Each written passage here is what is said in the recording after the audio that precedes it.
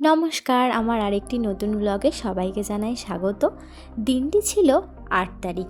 আমরা সকলে বেরিয়ে পড়েছি পুরুলিয়ার উদ্দেশ্যে। একদম ভোর ভোর ৪টের সময় আমরা সকল বন্ধুরা মিলে রওনা দিয়ে দিয়েছি পুরুলিয়ার উদ্দেশ্যে। একটু তাড়াতাড়িই বেরিয়েছিলাম যাতে একটু সকাল সকাল আমরা পৌঁছে যেতে পারি পুরুলিয়ায়।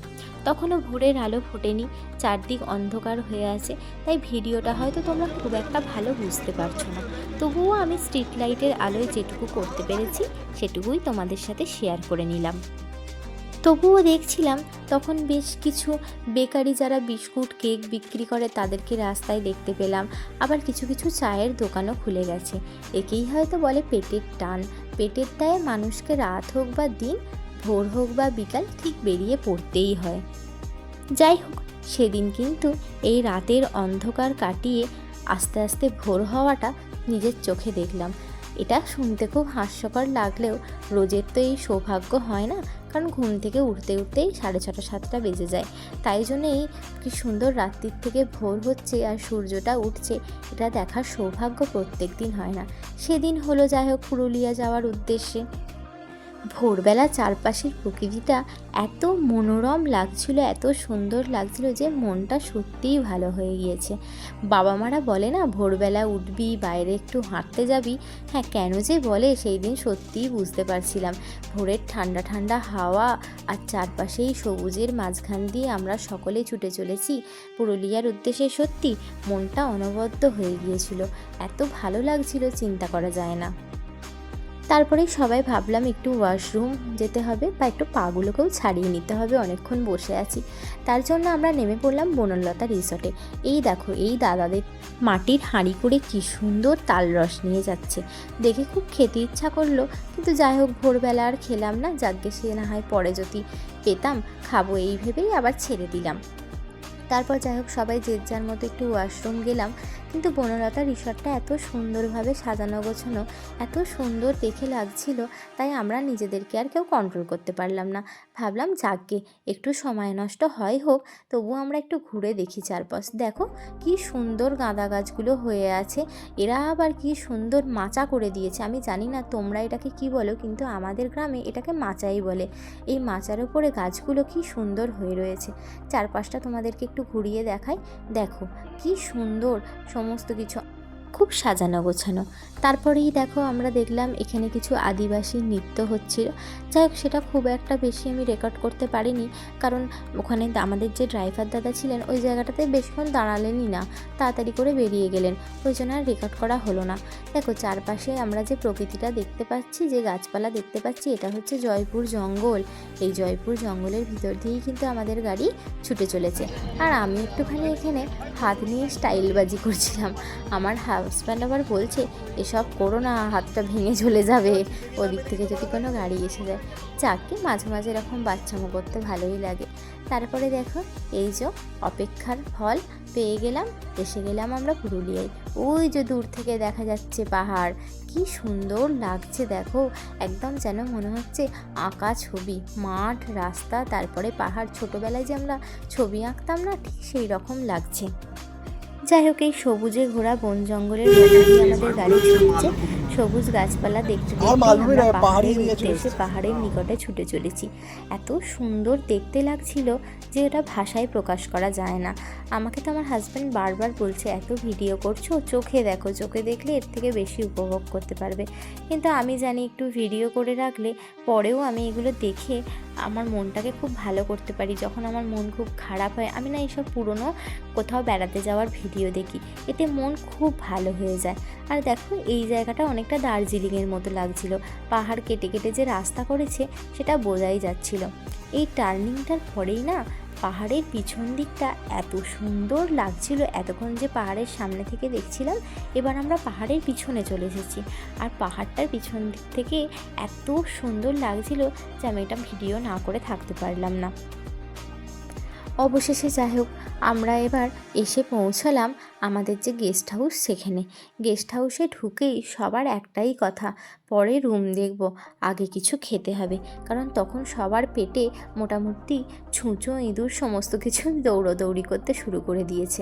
আমরা গিয়েই আগে হাতটা ধুয়েই, মুখটা ধুয়েই বসে গেছি খেতে। অধীর আগ্রহে অপেক্ষা করছে কখন খাবার আসবে। সবার মুখগুলো দেখো একদম শুকিয়ে গেছে। যতই হোক সারাক্ষণ জার্নি করেছে সবাই, আর সেরকম তো কিছু খাওয়া হয়নি, ওই টুকটাক গাড়িতে যা খেয়েছি।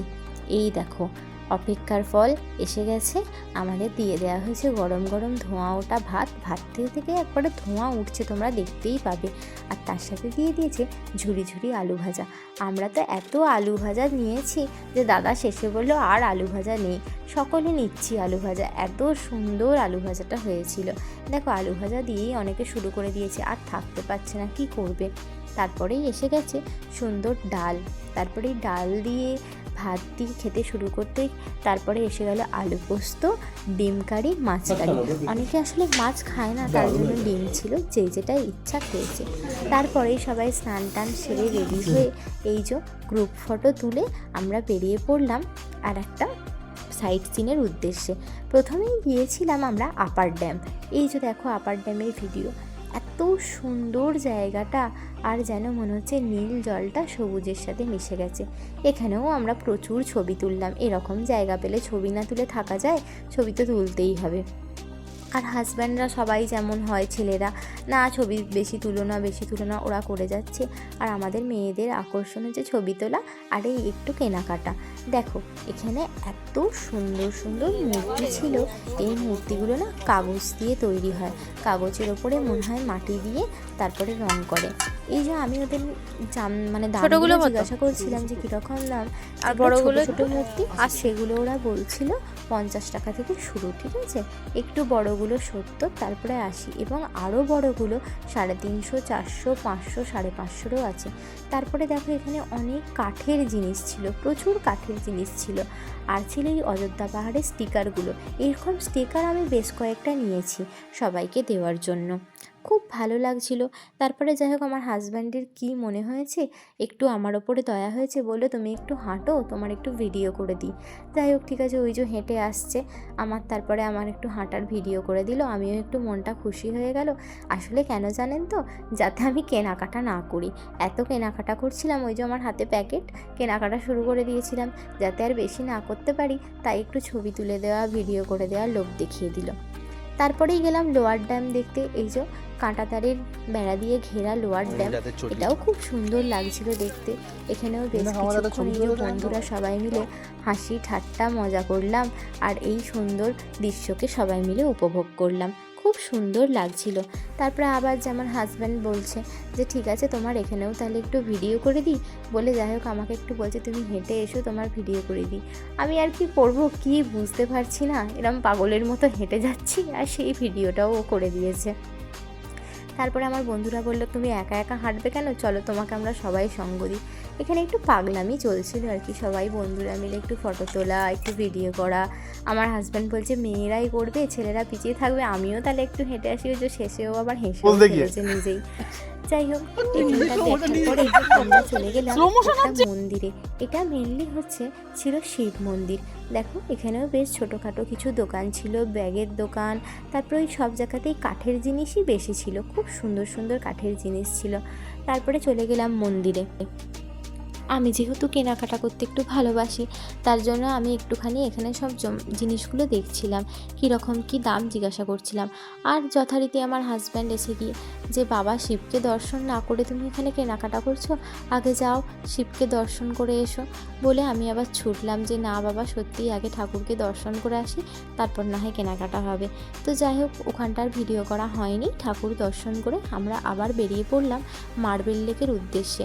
আমার শরীরটা না খুব একটু খারাপ হয়ে গিয়েছিল, আমি আর পারছিলাম না যেতে। ও সরি, একটা ভুল বলে ফেলেছি, তার আগে দুটো ফলস দেখেছিলাম, সেই কথা তো বলাই হয়নি। এটা ছিল তুর্গা ফলস, যেটা অনেকটা উঁচু থেকে দেখতে পাচ্ছিলাম, নিচে আর নামিনি, কারণ আমাদের বামনি ফলসটাও দেখাচ্ছিল। বামনি ফলসটা আবার 4টেই গেট বন্ধ করে দেয়, তখন প্রায় 3:45 বেজে গিয়েছিল, তাই জন্য তুর্গা ফলসে আর বেশিক্ষণ সময় দিতে পারিনি। এই যে দেখো বামনি ফলসে পৌঁছে গেছি, এত সুন্দর লাগছিল, আর জলের এই আওয়াজ, এতেই তো মন যেন ভালো হয়ে যায়। বেশ সেখানে দেখলাম জল রয়েছে, আমরা ভেবেছিলাম অল্প অল্প শীত পড়ে গেছে, এখন হয়তো জল একটু কম হবে, বর্ষার মতো তো হবে না, জল কমেছে, তবে তাও দেখলাম যে ভালোই জল আছে, একেবারে কমে যায়নি। সুন্দর লাগছিল ফলসটা দেখতে। আমি একটু বেড়ার ধারে গিয়ে করছিলাম বলে সেখানেও হাজব্যান্ড চেঁচাচ্ছে যে দেখো ফোন নিয়ে জলে পড়ে যেও না যেন। সত্যি আপনারা বলুন, এইটুকু ফলস সেখানে কি আমি পড়ে যাব? যাই হোক, আমার ওপর বিশ্বাস নেই, সে তো চেঁচিয়েই গেল। তারপরে এই যে সিঁড়ি দিয়ে অনেকটা নেমে ফলসের একদম সামনের দিকটাতে আমরা গেলাম। অনেকে জানেন তো, এখানে নিচে গিয়ে দেখছিলাম যে ফলসে স্নানও করছে। তারা সব দেখলাম যে ড্রেস নিয়ে গেছে, নিয়ে গিয়ে ফলসে দেখছি স্নান করছে। এই যে দেখুন, এখান থেকে ফলসটা অপূর্ব লাগছে। যত নিচে নামছি ফলসের সৌন্দর্য আর জলের যে একদম গতিবেগটা যেন আরও বেড়ে যাচ্ছে। খুব সুন্দর লাগছিল, খুব সুন্দরভাবে এখানে আমরা দাঁড়িয়ে দাঁড়িয়ে আবার ছবিও তুললাম, একটু ভিডিওও করলাম। এত সুন্দর দৃশ্য দেখে আর ছবি না তুলে ভিডিও না করে কি আর থাকা যায়? যাই হোক, তারপরে এখানে ফলস দেখে যখন ওপরে উঠছিলাম, সে কি কষ্ট! নামার সময় তো কিছু বুঝতে পারিনি। এক পেট ভাত খেয়ে এই সিঁড়ি দিয়ে ওপরে ওঠা এতটাই কষ্টকর, সে আর বলার কথা নয়। একটু উঠতেই যেন হাঁপিয়ে যাচ্ছি। যাই হোক, তারপরে এই যে সন্ধেবেলা সবাই মিলে চলে গেলাম একটা রেস্টুরেন্টে। একটু এই যে রেস্টুরেন্টের নামটা দেখে নাও তোমরা একটুখানি পজ করে। আর রেস্টুরেন্টটায় গিয়ে এত ভালো লাগলো, কি সুন্দর অ্যাম্বিয়েন্সটা, খুব সুন্দর লাগলো। এই সকল বন্ধুরা মিলে বসে পেরেছি। আবার দেখো সকলের মুখ চোখ শুকিয়ে গেছে, এত হাঁটাহুটি করে সবারই একটু খিদে পেয়ে গেছে, একটু স্ন্যাক্স ছাড়া, চা ছাড়া চলছিল না। যাই হোক, আমরা ওখানে গিয়ে একটু কফি অর্ডার করেছিলাম, আর কফির সাথে নিয়ে নিয়েছিলাম টুকটাক স্ন্যাক্স। দেখো তোমরা, আমরা কী নিয়েছিলাম। আমরা নিয়েছিলাম হচ্ছে চিকেন পকোড়া। পকোড়াগুলো বেসিক্যালি যেরকম গোল গোল হয়, এখানে দেখলাম একটু পেঁয়াজির মতো। প্রথমে তো ভাবছিলাম যে পেঁয়াজিই দিয়ে দিয়েছে নাকি, তারপর দেখলাম না, এটা চিকেন পকোড়া। বেশ ভালোই খেতে, খারাপ না। তারপরে দিয়েছিল চিকেন মাঞ্চুরিয়ান, আর এই যে ব্ল্যাক পেপার চিকেন। ঠিক আছে, এটাও খুব সুন্দর লাগলো। যাই হোক, টুকটাক স্ন্যাক্স খেয়ে আমরা একেবারে বসে গেলাম ডিনারে। আমার ফোনে না একদম চার্জ ছিল না, ওই জন্য ডিনারের ভিডিও আর করিনি। একটা বন্ধু ছবি তুলেছিল, সেটাই দিয়ে দিয়েছিলাম। ডিনারে কিন্তু স্পেশাল ছিল বনমুরগি বা দেশি মুরগি যাই বলো না কেন, এত সুন্দর খেতে লাগছিল। শেষে ডিনার সেরে এই যে সমস্ত বন্ধুদের সাথে আড্ডা গল্পের মাধ্যমে আজকের ব্লগটা শেষ করলাম। সবার সাথে দেখা হচ্ছে আবার একটি নতুন ব্লগে। আজকের মতো টাটা।